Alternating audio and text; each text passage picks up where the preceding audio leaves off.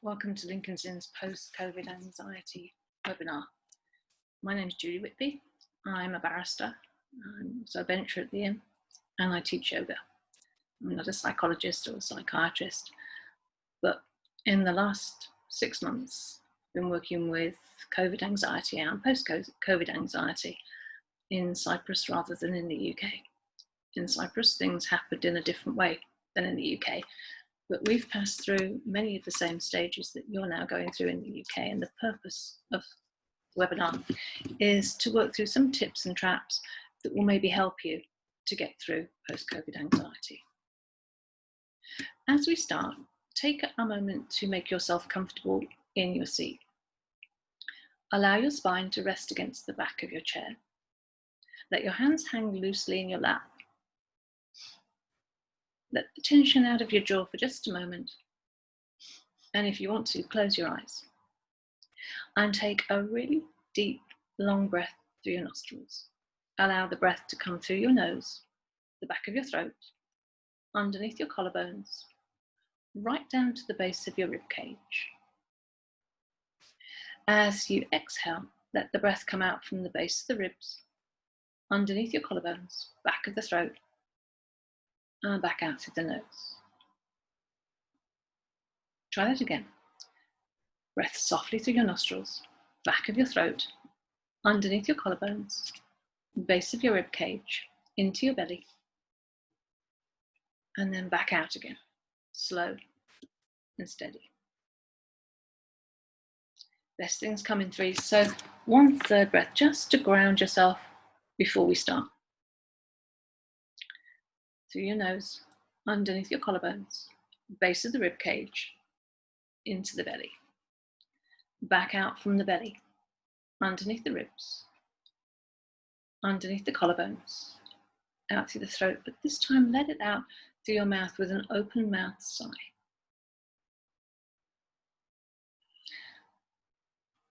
The simple way to anchor yourself in the present is just some deep breaths. We'll come back to that in just a moment. But let's think about why we're here today. On the 1st of May this year, the results of a poll entitled Attitudes to Lockdown Impacting Consequences by Mori looked at the comfortability of returning back to normality. It was reported that about 35% of the respondents were not comfortable about returning to work, 49% were fairly comfortable, 61% not comfortable about using public transport. I didn't actually go into any great detail about why people feel uncomfortable about using public transport. It might be the fear of the crowded space. It could be linked closely to the risk of health. But there was also the possibility that the respondents to the Mori poll had a fear and anxiousness about returning back to work, so that the old normal and the risk from office life and the issues of how you got there and what happened when you were there was a bit of a shield for the real anxiety about just getting back out and returning back to what we thought was normal. Additionally, many people were sheltering, and then the return to work, which had not been staggered in a particularly neat and tidy way in the UK, was also of concern. Because it's very simple to get isolated and withdrawn. There's been a period where very little contact with the outside world. And of course, that exacerbates the fears and the concerns about returning to a normal life that's out of that very small world in your home, in your lounge, and within a very small bubble of your family. So let's just move to a really simple technique. It's called anchoring yourself in the present moment. And the reason why I'm starting with this is because enabling a flow of breath to the diaphragm brings you back to the present moment, back to your little safe space. And so as soon as you wake up in the morning, rather than forcing yourself to launch straight into the usual demands of your daily life, this is a good technique to stop. Sit up in bed in a comfortable position. If you're at work, you can do exactly the same thing. You can stop, and take that comfortable position. Let your arms rest on your lap, keep your knees slightly bent, and bring to mind one activity that you're looking forward to doing throughout the day.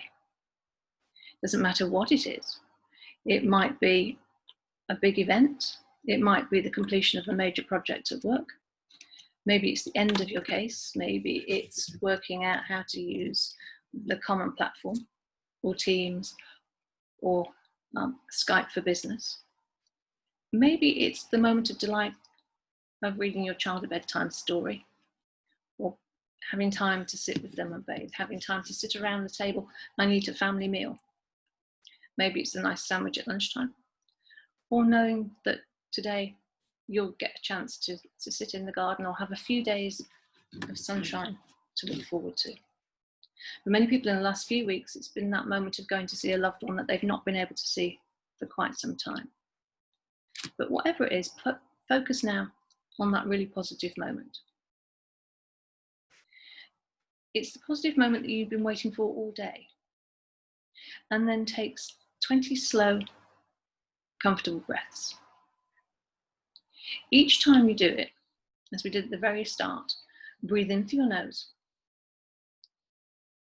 pause, and then let the breath come out of your mouth as slowly as you can, whilst you're comfortable. Letting that breath come in through your nostrils, underneath your collarbones, right down to the base of your spine. And as you exhale, through a gently open mouth. For us, we're going to take just 3 minutes in order to do that. Or whilst you're doing that, your 20 breaths, use the senses to focus on what's going on around you. Focus on that positive moment. What will you see? What will you smell? What will you touch?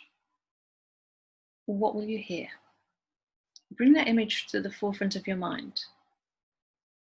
Allow yourself to really enter into that moment. We've had about a minute so far. Set yourself a timer on the phone or keep with your 20 breaths. But whatever, just before you get up and go on with your normal routine, take that moment to visualize for the start of your day. What you've done in about the 3 minutes of that breath, that visualization, is to dampen down the cortisol, any adrenaline surge in your body at the start of waking up. And then you're able to balance your oxygen levels. You're also bringing some positivity right to the forefront of your mind.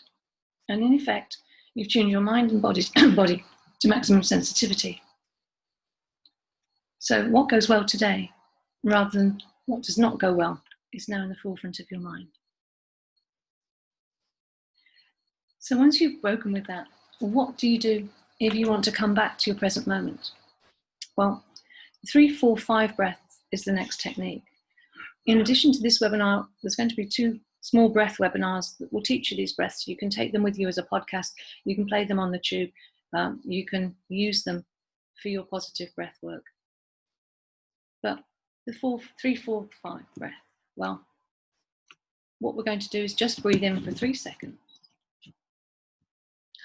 Hold your breath for 4 seconds.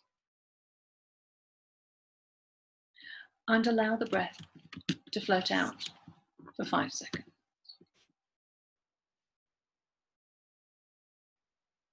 Breathing in for 3. Holding for 4. Exhaling for 5.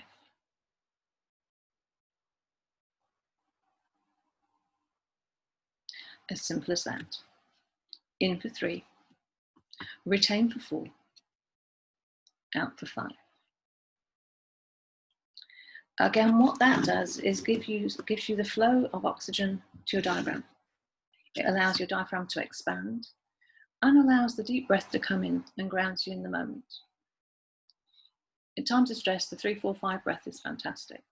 If you're in court and you're feeling stressed, it's a quiet and gentle way just to bring yourself back to your present moment. So 2 simple techniques to try and look at anxiety in the first instance. Because coming back to the present moment, back to being with yourself and allowing only the positive to come in, is one of the first ways that we can tackle anxiety.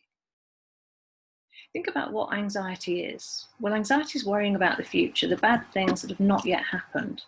They're things that probably will never happen, because all anxiety is future focused. It's the what if, the what could, what might.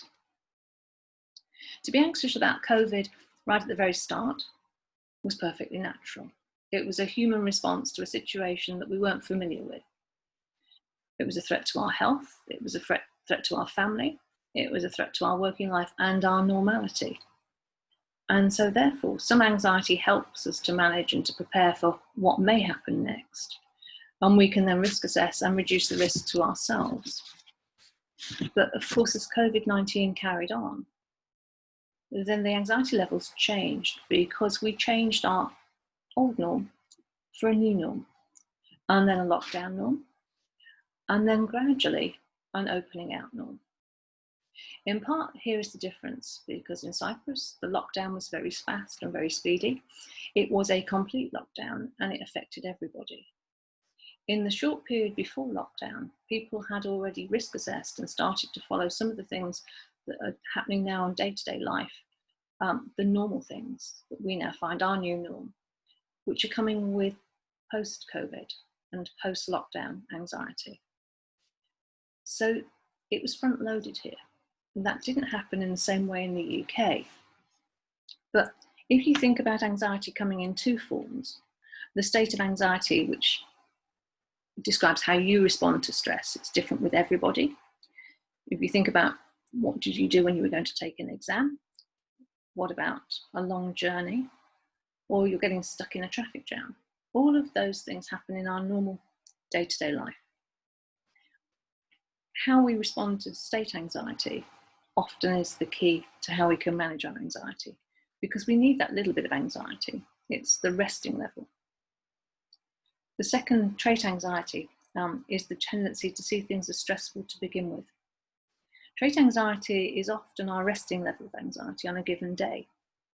So it may start in the morning when you know you've got a virtual court hearing and you're worried about whether or not the common platform will work, whether you're worried about, can I get on Skype, or what happens if it says on the list it's Skype, and then it says somewhere else it's Teams, and then it says somewhere else something different. Which one of those is right, and how do you cope with that? Well, that trait anxiety, the normal resting level, is often manageable for most people. However, we now have the extra layer to trait anxiety, because it's fear about our health, which is a real genuine concern for many people. It's also the fact that we have anxiety about the changes, the information. We've had symptoms coming out that have been changing. We've had the signs of COVID. We've then had the issues with testing and antibody testing. And have we had it? Have we not had it? Can we get a test? All of those aspects. How do we know that anybody around us has had a test or hasn't had a test? What if we're looking after somebody else and the order is that we have to go to court? How do we cope with that extra layer of anxiety? If that's the cause, you've identified it, it's the extra added pressure. What can we do to manage post-COVID anxiety? Well, if you think back to March when COVID was the buzzword, the coronavirus, there was going to be a pandemic, there was going to be risks to the elderly, less risks to the young. You may remember a fear and anxiety from the images in Wuhan, where they were spraying the streets with disinfectant. We then had news and we had fake news. We had different ideas about where it had come from and how we could cope with it. There came to be three very distinct views. The keep calm and carry on brigade. Just this will all go away. We'll just carry on as normal and look after ourselves. The panic and buy toilet roll brigade, who just went in and panic bought because there was no understanding of what might happen. So let's take care of every eventuality and clear the shop shelves without process for other people. And then we had the question and plan. The what, the why, the how, the when, the who. And how will I manage my risk? Will I stop at home and not visit my elderly parents? Will I work out what happens next? Do I need to carry on to go to court? All of those questions. All three views had very different levels of anxiety. If you think about all three, they were all reactions to an anxiety about what may happen next. Once people had taken one of those different ways of looking at COVID, we then had the changes that started. We had the tube and the journey to work and the start of masks and scarves, which are now a very big issue again in the UK. We had a bit of social distancing. And then you'd be stuck on the tube, and as happened to me, somebody coughed and sneezed and half the carriage moved. I was in day 5 of a rape trial on that moment, came in, and there was a buzz in the roving room. There were the jokes about no pesto on the shelves. There were the aged parents saying, staying safe at home. And we had an instance where a juror coughed and the whole of the jury box visibly moved. The judge made a joke about it. I was prosecuting and had perhaps the fastest acquittal in a serious case that I've ever had. It took less than the lunchtime to come back and acquit because the coughing juror had concerned everybody. I like to put that down to why it was the fastest acquittal rather than the fact that we started prosecuting it. But then we had the lockdown limbo, because from that, with a very open existence, there was a tight lockdown. And for a period of time, we were moving between the desk, the fridge, the bathroom and the bedroom, the curtains of your house, so even a flat, the balcony, and maybe if you were lucky, the garden. And that became the new lockdown, because we came into that situation with the risk rules. And I'm going to say the risk rules are still there. They will not change for this. They're one of the ways that you can start to manage your anxiety. It may sound trite, remember to wash your hands. Yeah, I still sing happy birthday twice through when I come to wash my hands regularly. And hand sanitizer, well, it's in every handbag, it's in every bag, it's in the car. It's all over the place. Here, it's at every shop. Here, it's at every coffee shop. The bars are not open in the way that the pubs are in the UK, but you still got hand sanitizer, gloves. That was the norm here. It became the norm before it was supposed to be the norm. Stay home if you're sick.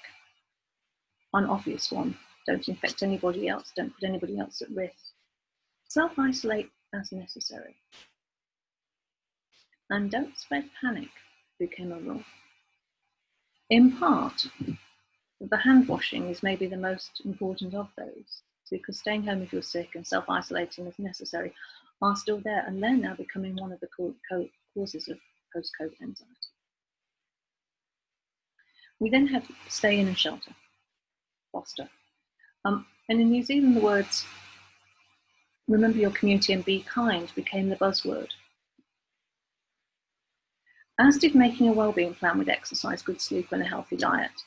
I heard all the stories about, yeah, I've got my wellbeing plan. I had my wellbeing plan, my Zoom exercise, some good sleep and a healthy diet, which is fine, but it starts to go out the window when the fridge door is constantly backwards and forwards, and the exercise and good sleep sort of go out of the way. Because for many people, good sleep was a big problem. Vivid dreams, inability to sleep, and then you have a disjointed day.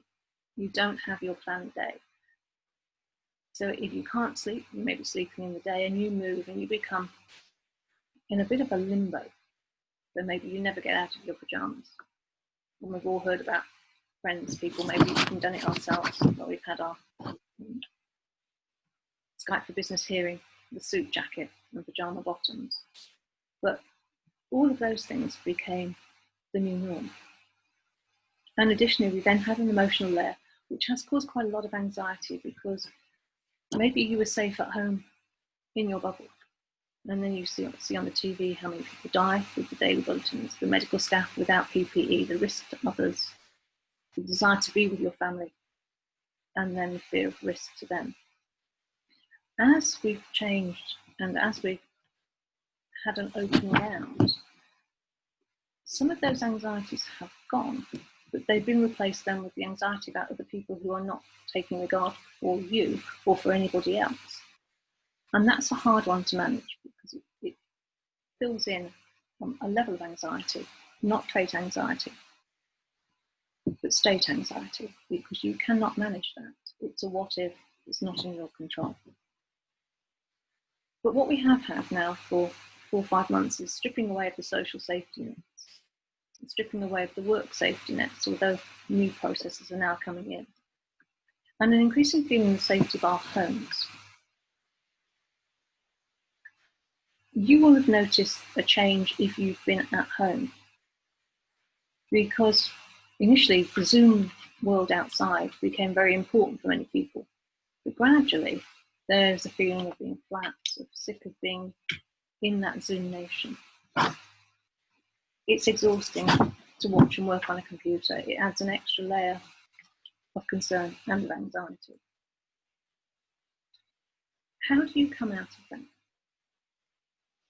Well, the first tip I'm going to give you is the small steps, because you need to pick and choose. Maybe the small step of coming out from sheltering, the small step of coming out of the home and back, the outside world, is a social activity or inactivity that you need to do. And sometimes going to work is the first small step that you are being forced to take because you're required to go back to court. Of course, once you do come out of COVID, but all those little things that then come in that add to anxiety, the layer of guilt because we've not been cleaning the cupboards as everybody else has, we've not learnt a new language, we now can't paint the house from top to bottom, we don't have time. Maybe you haven't read your entire collection of Russian novels. Whatever it is that gives you that little bit of extra guilt, let it go. It didn't happen. It doesn't matter what you did during that time. What we have gained is the concept of community. So we saw the baking, the making, sourdough, banana bread, all of the things that you might have done. In our house, I thought, well, they had a pastry. Small and simple, but it was something that we did together as an activity. And then, of course, you have homeschooling. And that added a level of anxiety for many people. And now you have the how I coped with homeschooling anxiety. A wonderful story that came to me from a fellow barrister was they'd had a cancelled trip from Italy. And so they flew to Italy from the comfort of their home with their daughter, producing tickets and acting as air hostess and giving a guide to Italy. They read the encyclopedia, they scrolled the internet, and they had their holiday at home. Not everybody has had that sort of experience with homeschooling. And not everybody's been that engaged with the family. But quite frankly, it doesn't matter. It doesn't matter if it's been a success for you. It doesn't matter if it's been a success for your children. You have to let that go because it's the what if that we're thinking about here, not the what has been. The world has been quite small. Think about it this way in your first small step of coming out of your COVID bubble. Think about what happiness is for you. Is it enough to be content? Sufficient for my needs? A little treat on top?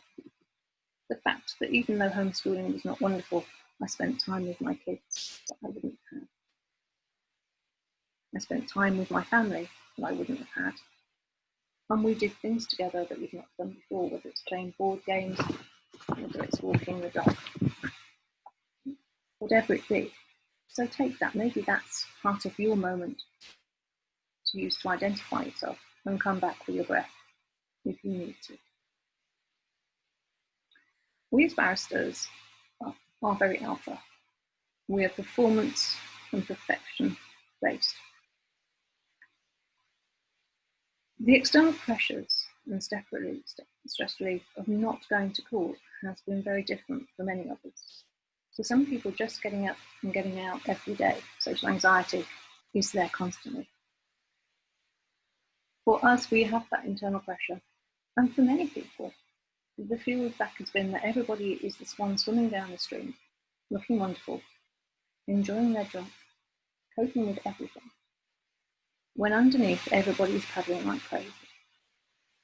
And it's a little like looking at Facebook and seeing all those perfect worlds, the millions of press ups, the perfect banana bread, the fact that COVID kitchen has been operating in the house and a different meal's been cooked every day by a different member of the family, all of those things. That's the external view of somebody's life. It's not the internal view. So don't let somebody else's external view work on your internal anxiety. And let it go.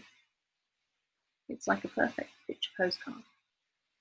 And maybe when you take your relaxation, you look at your perfect picture postcard. And that's where you want to be, in that wonderful bubble, that wonderful space. And that is where you can take your mind to release your anxiety. But don't make it part of your anxiety.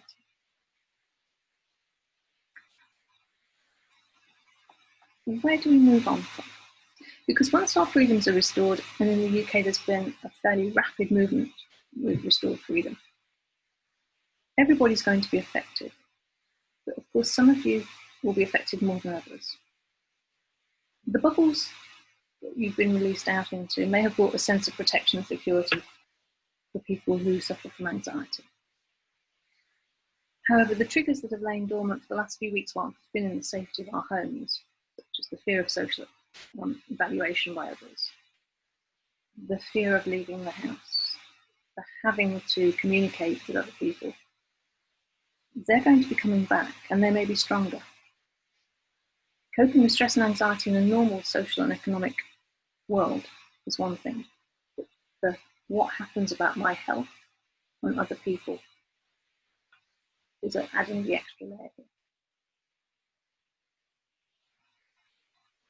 We put also an additional layer because the social and economic impact of COVID-19 will have affected everybody. And that's one of the difficulties here, because we all want it to end. We want the lockdown to end. We want to go back to normal life. But quite a lot of people are scared about what happens next. What if it does? When I'm not shielding and I'm exposed to everybody else, what will happen? How can I deal with this? How do I cope with the crowds? What if I don't want to risk it and I want to stay at home? There's no way to respond. You have to respond how you want to. For those who are more worried, may want to stay home longer. They may want to keep in their bubble, and that's okay. For those who've lost their jobs or significant levels of income, breaking out of the bubble can also add extra levels of anxiety. So it's the loss, the shame, and the guilt of the harsh reality of what happens now. New Zealand was a good place to look back to. When lockdown started to melt away, the message in New Zealand was really strong. In these times, the message of being kind to one another, being kind to ourselves, which can often be more difficult than being kind to others, should not be lost. The pictures of the UK in the first lockdown did not show people being kind to one another. It showed people having a good time and thinking only of themselves, as if the doors had been opened and they've been released out into the world. In New Zealand, of course, when lockdown lifted, they looked very closely about how COVID had affected the population. And the millennial age group, 25 to 43-year-old, were more likely to be feeling vulnerable. In part, that was because their financial security had been affected. They were also the group that were likely to feel stress, more likely to say they were unhappy. But they were also the generation hit hardest by job losses, redundancies. That will be the same in the UK.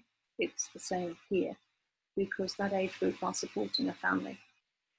They're working, and they are more likely to have lost a job because of the nature of the job. And therefore, there was a correlation that age group suddenly were the ones who were seeking out contact because of anxiety with the mental health services in New Zealand. Exactly the same has happened here, although there has been less mental health anxiety. And in part, that's because there was a level of social responsibility. So if I go into the supermarket to shop, At the door, there is the hand sanitizer and the gloves. There is no expectation that I will wear a face mask. There's no law that says I have to wear a face mask. My household is filled with face masks. Yes. Long one, if I'm walking the dog. Small and neat and tidy one. I have different colours to match my clothes. And I don't think twice about it. I go out in the car, I get out of the car, I put my face mask on, and I go into the supermarket. And still now, if you have not got a face mask on, you are the odd one out.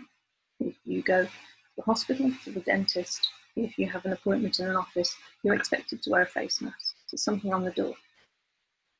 The science is not necessarily the argument here, but it's a thought process to take social responsibility for yourself and for other people. And someone said, I've got into the supermarket with my oversized plastic gloves, my hand sanitizer and my mask. Somebody has cleaned the trolley for me. They're there at the door. There's a security guard. The local mail takes my temperature as I go into the door. You're not allowed in if it's too hot. And then there's a one-way system. So all of that has been in place throughout before lockdown. And lockdown was used to put that into place. And supermarkets that remained open had already got it there. Nobody questions, nobody argues, and nobody seems to think it's unusual anymore. It is now the new norm in Cyprus. If I go to work, the staff in the courtroom have got a headband and a plastic shield over their face. They clean the desks. The courts have been open for trial work, but then we're much smaller and much quieter. But the reliance on cleanliness and social responsibility for other people has been there throughout. And in the supermarket, there's the announcement. We'd like to remind you to take social responsibility for yourself and for your fellow shoppers. Please remain your 2-metre distance apart wherever you are in the shop, especially at the till. So that's still going on, that's not been removed here. In Cyprus now, the number of cases has dropped to almost non-existent. It's been running on 1s and 2s occasionally, and every case that's been reported in the last 6 weeks has been somebody who has returned to Cyprus either on a repatriation flight or on the opening of the holiday flights. So our borders are still closed. Flights are coming in, but to return to Cyprus, you have to be a Cyprus resident, you have a passport, or good reason to come back. So if you're from the UK, it's September before the flights are open. What that's done is the authorities have taken and dealt with anxiety. They inspect the shops, they prosecute regularly, and anybody out during lockdown, it was €1,000 fine. The shops are €2,000. In fact, a local bar had a karaoke night with the requisite number, and because it was deemed to be a mass gathering, they prosecuted him and closed him down. So there's been a very different way the authorities have managed, but that has helped us to manage our anxiety. For you, as things open out, you need to identify your anxiety. Because once your mind becomes focused on future disaster, it spirals. A minor worry becomes a real fear. And then anxiety starts to go beyond fear. It develops a response to situations that may or may not be physically threatening. Maybe it's the immediate environmental situation. So just leaving the house and going out in a crowd. Or maybe it's your own thoughts. The major difference here in having some normal fight-flight anxiety that keeps us going is that it's not productive in keeping us safe. It continues across situations and it alters how we think, and it can fluctuate in intensity throughout the day. If the mind gets carried away with worried about what might happen, then the fear can be driving us to take really protective measures. And it takes us to go beyond the protective measures we're being advised to take. If we think about how fear is supposed to work, it creeps up on us. Anxiety is very clever in its way. It creeps up with a genuine danger in a rapidly changing situation. Your thoughts go only to the worst case scenario. And then gradually it starts to overwhelm, and you can't set it aside. You can't distinguish between the what is going to happen and the what might happen. Because the mind is then in that state and it's connecting and taking all of your thought process, you get the other effects that go with anxiety: insomnia, agoraphobia, out of control, panic attacks, your heart racing, gets sweaty, you need to get away. Crying and feeling sad also come with that.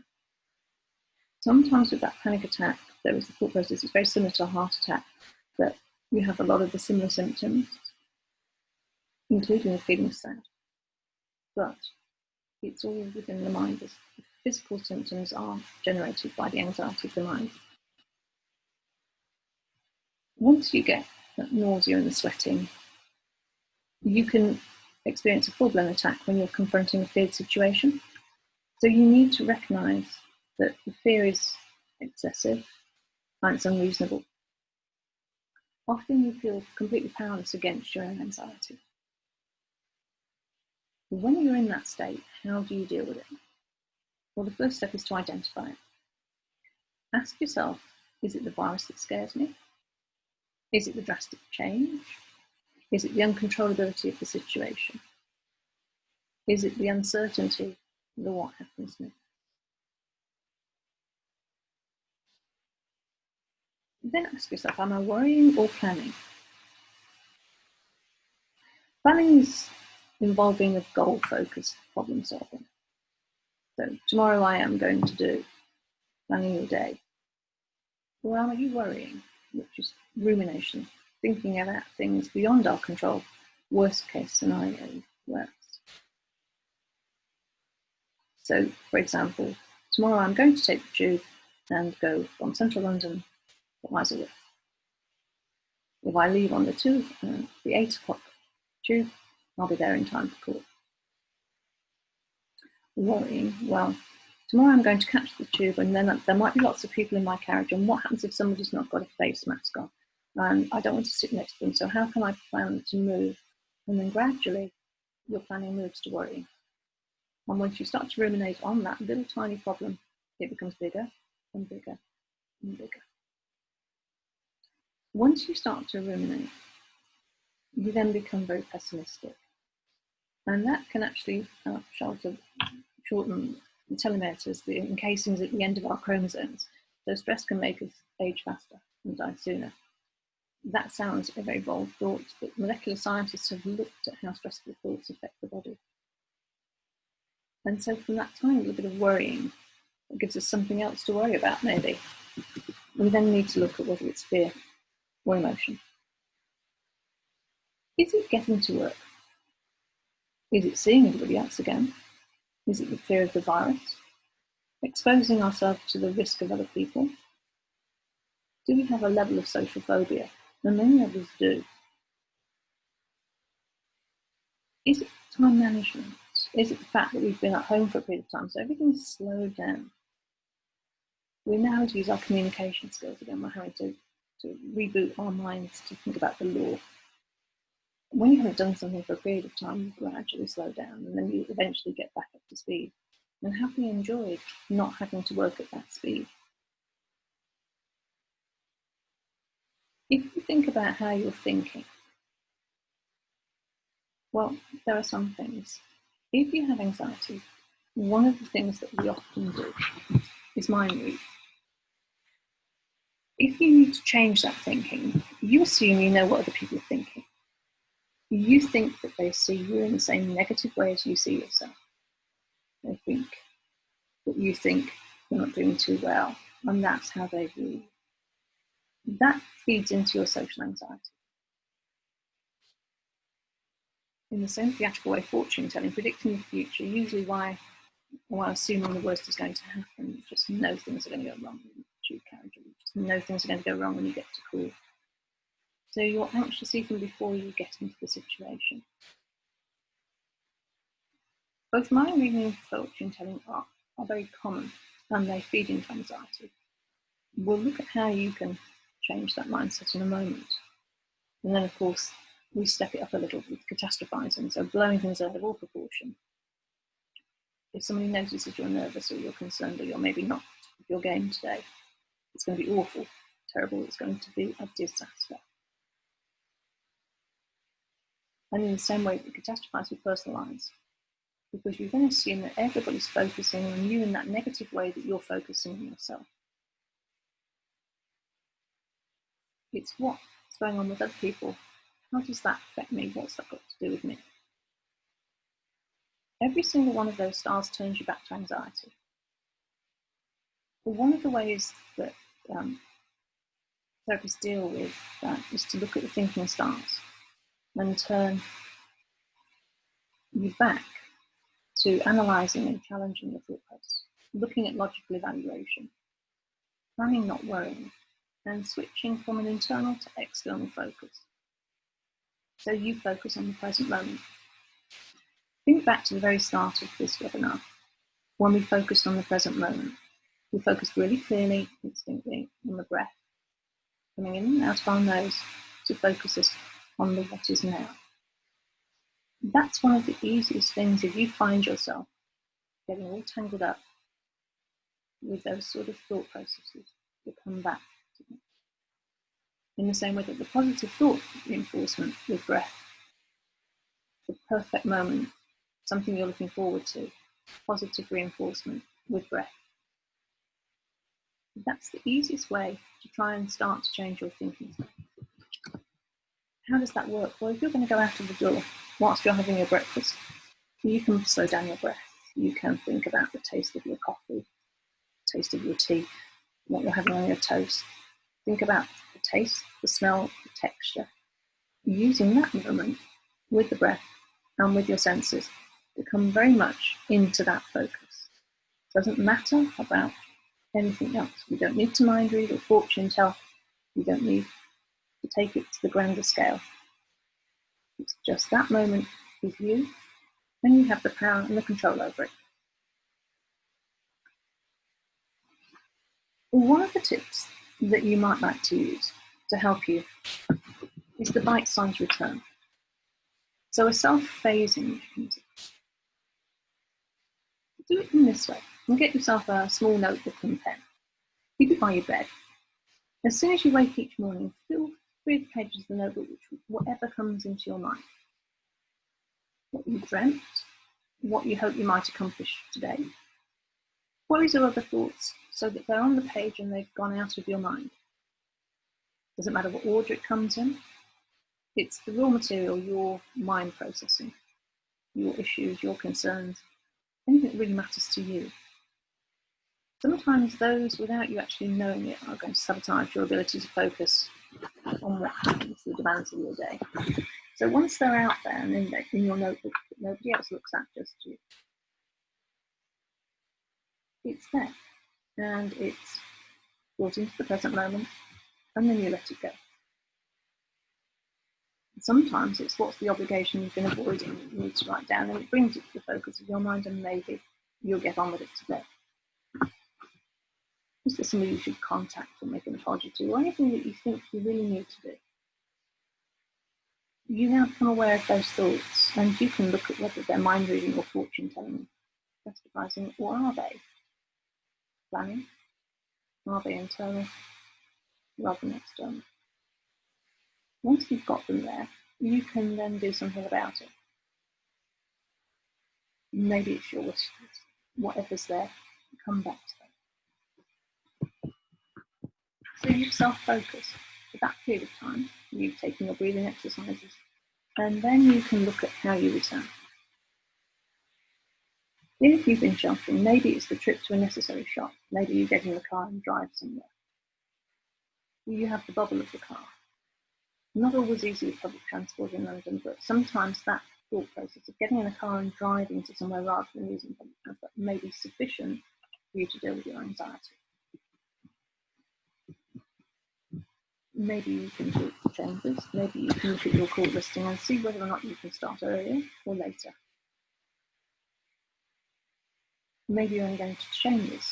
Maybe that's the first thing that you move from your home and the virtual courtroom into chambers, and the virtual courtroom out of chambers.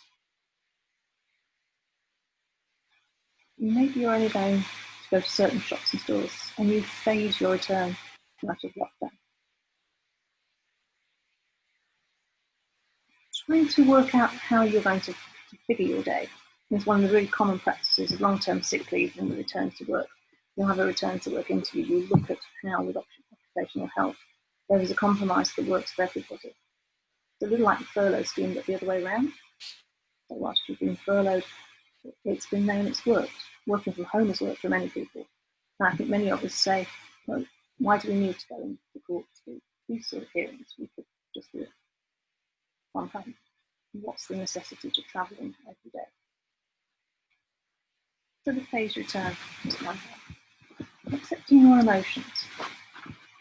Well, if you are scared, if you have anxiety, if you are unwilling to step outside that, if you're angry, which is one of the things that we've seen where courts have said you have to be here, you can't do it, return your case. Well, yeah, that's going to make you angry, and understandably angry, because there is no thought process with that. It is not allowing you to manage. It's somebody else telling you what to do and instructing you. And so it's completely understandable. Many of us have never imagined anything like this would ever happen in our lifetimes. So it's new ground for everybody. But you're not unreasonable and you're not overreacting. You're recognising the seriousness of the situation and dealing with it in your own way. It's difficult to manage your own emotions when family or friends or colleagues or a judge doesn't validate how you're feeling. So step one, accept your own emotions. So don't judge yourself for feeling that way. Recognise that others may be using their own coping strategies. And whatever they are, they shouldn't negate what you're feeling. A shift in mindset can be empowering, give everyone a sense of control. Once you've helped yourself to move through your emotions and come out of them, try focusing on what you can do to control the situation. Can you control your schedule? Can you control what time you take your meals or what you have for your meals? Can you control what work you do? What exercise you can do now things are opening up? Because exercise is great for releasing stress. Can you take a walk? A bit of space, a bit of fresh air, a bit of quiet time. Similarly, that call or FaceTime with family and friends at your family time may give you that sense of control over coming out with meetings and being involved with other people.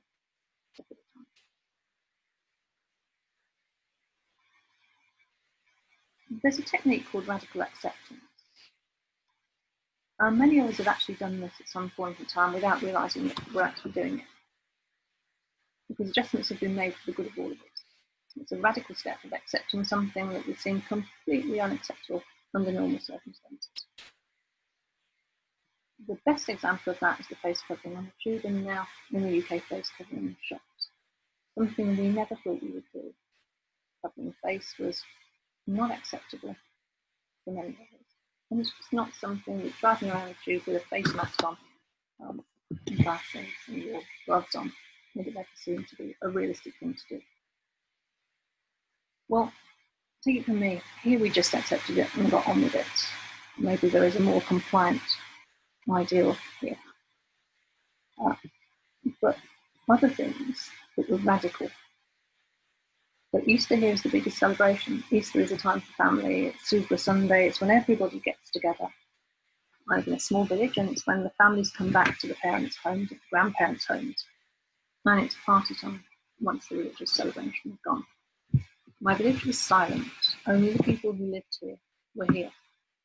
That was perhaps the most radical piece of acceptance we've ever had, because the churches were closed, the services were not there. And the Zoom services, again, something big to accept for an older generation, but that's what happened. And people picked up and got on with it. Those that railed against it found themselves in trouble. So maybe we have to accept what's happening and how it's going to develop. The second technique you might want to use is accumulate positive emotions, ABC. You build the mastery of the things you enjoy, and you cope with what's going on ahead. Hey, well, it's important because when we do things that make us feel good in the here and now, it builds up a reserve, and that can act as a stress buffer. When things hit the you-know-what, well, you can find humour in things. Maybe you can watch something funny, talk to a friend, do something that gives you an emotional lift.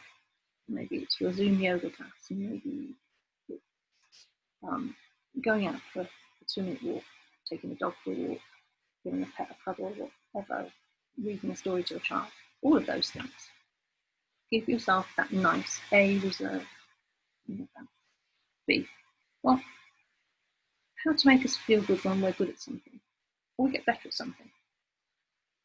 Many of us in lockdown have picked up a long ignored hobby, or maybe something new. Guided drawing videos, there's lots of them, colouring books, all of those things that we can go back to our childhood and have something fun. Maybe it's something musical. Maybe it's just watching the National Theatre at home, all the plays that you've missed, but it makes you feel great for that little period of time. Maybe it's taking a Netflix subscription and watching things that you would never normally watch. Maybe just doing something that gave you a challenge, new language, new skill, something that's quick and simple, instant gratification because you can go on. And then C, involve planning on how you manage all the bumps and sudden changes that you encounter because of this. We know that there's going to be change for the considerable future. We know that this is not going to be over in the next few weeks. The uncertainty right now is that you're probably going to daily be in for a surprise. Things are going to change. But don't let it blindside you. Don't let it just take it off. Know that it's going to happen and it's going to be a bumpy ride. And then let it go. Well, having thought about the positive emotions, how do you actually practically manage it? Because there are a number of skills that you can do. I've spoken a lot about public transport. You can use your tube journey for practical management, or your bus journey. When you're waiting for your bus or your train to arrive, practice your breathing exercises. 3, 4, 5 breaths. Doesn't look too obvious. Maybe a little bit of visualization. Don't miss the bus if it comes. Once you're on your public transport, remember the simple rules, the rules that we've had for quite a while, that you maintain a physical distance. You try not to touch your face, especially your eyes. The good hygiene, the washing your hands when you can, alcohol sanitizer, well, that's part of your normal life by now. And whilst you're travelling, you can do your breathing exercises again. One of the other webinars will show you some breathing exercises that you can do very easily and don't look so obvious with your headphones on, the music on, and you can keep on going for that. Once you're back in your workplace, then again, you've got the chance to manage your space. Your desk is clean, tidy. Everybody you will see today will be in exactly the same boat as you. Everybody else is probably worrying about the same things as you. And whether they show it or not, they're probably thinking and worrying about the same things as you. When you go back into court, that's going to be obvious because it's a new thing for criminal law, the jurors, judges, the court staff, the barristers, the jurors, even the defendant. All of you are going to have that same level of anxiety because for many people it's the first time they've been in a formal situation with all of the new rules and regulations. Keep physical distance from your colleagues. You know, we can all smile, say hello, we can all do the elbow and ankle thing that you've been doing. You just don't have to hug anybody. And that's perfectly okay. You don't have to shake hands, and we all know about that. And that's quite nice because there are those times when you really sort of go, I'm not going to shake your hand. Instead of that, you don't have to, you can keep your hands behind your back, hold on to your ground. Anytime you feel anxious, come back to that breath. Breathe, nostrils, collarbones, ribcage, belly, and back out. And whilst you're doing that deep breath, just remind yourself your little mantra, it's going to be okay. with travel, the longer the commute, the more cortisol is released into the body. Studies have shown that transport, I mean, whether you're driving in a car, whether you're on a bus or a train or a tube, the perceived stress and reduced concentration, it's there. It's not called commuter meltdown, but there's also commute meditation. And this is a little tip that another meditation centre, maybe called Julie Whitby, gives you a really great tip. So I followed Julie's tips. It's coming to your senses. You don't even need to close your eyes when you're on the tube to do this. You won't attract the glare of the commuters. For those with your eyes closed, you won't see it, but you can just sit there. You can even open your book, the iPad on, and just get on with it. Just take a moment to be comfortable, as we did at the very start. And then begin with the sense of sound. Take 20 seconds to notice the noises around you. Are they loud? Are they subtle? Are they near? Are they far? Is one louder than the other? Then think about your sense of sight. Take 20 seconds to note what you can see around you in that moment. The colours, the textures, the lights, the shadows, people's clothes, the floor, the windows, the light at the stations. 20 seconds to know what the aromas are in the air. The food, the perfume, the humidity. Sweaty armpit close to, which is never a nice one, but sometimes it's there and you have to take it in and accept it. And then the 20 seconds to note the taste in your own mouth. Maybe you can still taste your toothpaste or the coffee you had before you came out. If you're a gum chewer, maybe it's the taste of the gum. What flavour is it there? How does it feel? How does it taste? Does it taste like it's up on the packet? And then the sense of touch. 20 seconds again to note what you feel. So the textures of the clothes, the temperature in the air, the weight of the limbs. It's not needing to touch anything. Are my feet firmly on the floor? Can I feel grounded on the seat? Somebody leaning against me? Am I distant? All of those things. So if you think about that, the 5 senses, 20 seconds of time, less than it takes to get from one tube station to the next tube station.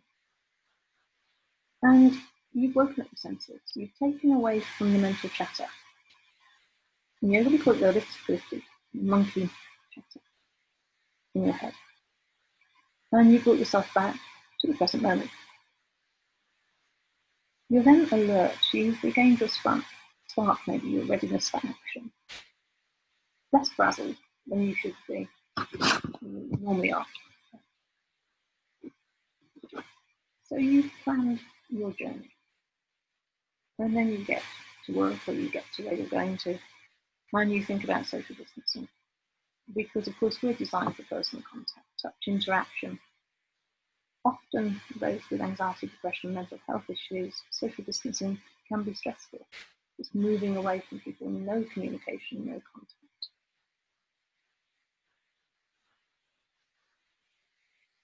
But in the same way that you're accepting there has to be social distancing, you want there to be social distancing to protect you. You look at the positive of that. If I'm not too close to people, if I'm in the space with people, but I'm not on top of them, then we're all in the same situation. And then finally, another technique for your monkey mind is anchoring yourself to the here and now. When it moves and when it kicks in, that mental drift is less. Your mind won't go nearly as far if you keep bringing it back.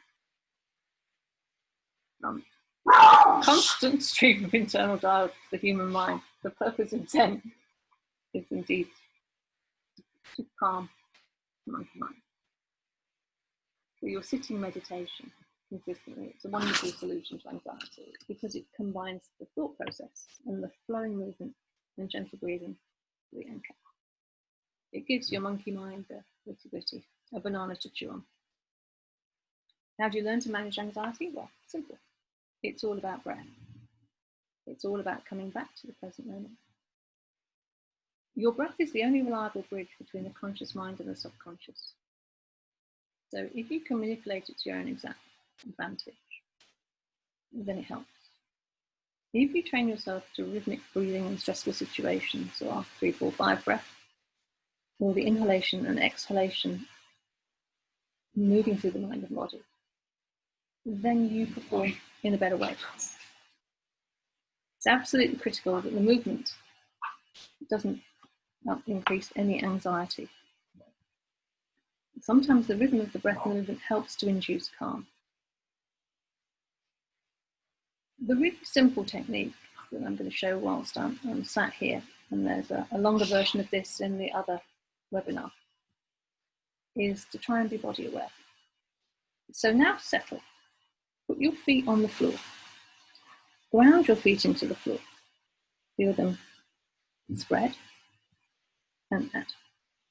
Move your sensation and your attention up now to your lower spine, the bottom of your sat down. So feel that contact with the chair, moving the feet up the legs of the chair. Now focus on your shoulders. Spread them wider and press them back into your chair if you have a chair back. Move down your arms and focus on your hands and fingers. Now you've body mapped. You can maybe move from the big toe to the inside of your heels, to the outside of your heels, to your knees, into your hip bones, the pelvis, up the spine, back of the head. So your divine line from the floor to the crown of the head. And then once you've settled into your body, you're ready for your breath. And the simplest piece of movement breath is to just move your hands from your legs up into your chin on your inhalation and press down. So all we're doing is scooping the breath to the mouth and pressing it up. As you inhale, you bring your breath to the nose. As you exhale, you take it down towards you. Inhaling and lifting. Exhaling. Really simple movement. Inhaling and exhaling. In the same way that you inhale up, you can press it down. And you can draw it towards yourself. And you can press it away. So you'll see all we're doing is using simple breath and simple movement. Sometimes just pressing down on the desk and lengthening through the spine, and a little curve in the shoulders does exactly the same thing. So as you inhale, lengthen. As you exhale, a little contraction. Just moving. So in the same way that the lungs expand and contract with breath, the body expands and contracts. And your movement just flows with it. One inhale takes it up, and the exhale takes it. It's a real simple movement system. But even a tiny amount of movement combined with breath makes a huge difference to anxiety levels. If you think that you breathe in and out 23,000 times a day, and the majority of those breaths are really quite short, they only reach your chest. If you bring the movement into it and are conscious of your body along with the movement and the breath, then you gradually bring yourself back to the proper breath that we had. If you look how a child breathes, deep, not so shallow, then by adulthood, you maybe have lost that and we move to short, shallow breathing. Half breaths can increase your heart rate. You'll gradually notice that maybe this happens in the day, and then your jaw tightens. Also, if you have digestive problems, anxiety, sleep and stress, and you're getting gradually smaller and smaller and you're compacting your lungs, and then your breath becomes shallow. And as the breath becomes shallow, the tension increases, the anxiety increases. So when you feel frenetic, take that moment and pay attention to your breath. Think about where it is, whether it's in your belly, your chest. And be conscious of that. Take a deep breath through your nose, feel your belly expand, and then slowly breathe out. And breath is not the perfect answer to everything. But when we're looking at anxiety and when we're looking at stress, if you take small steps but come back to that place of calm, easily found, then it may help you. As I said, there are going to be a couple of other webinar presentations that are shorter. One will purely be about breath. One will be about the moving breath. And for those of you that attended the original webinar, there's about a 20-minute exercise program with breath and movement that will be there. Also yoga nidra to help sleep, so using breath and mind mapping. They're going to be available through Lincoln's In again. But the new norm becomes readily acceptable and anxiety levels flow. It's a brave step once you start to come out of lockdown, and it is scary. For many of us, the old norm has gone, the new norm in lockdown was welcome. And now the changes of our new situation, our new steps out of shelter, into our bubble, and then back out into the big wide world, can be done very easily and very simply in those small steps, with a few good breaths, and looking forward to the positives of what will happen and what will come out of COVID. Thank you, everyone.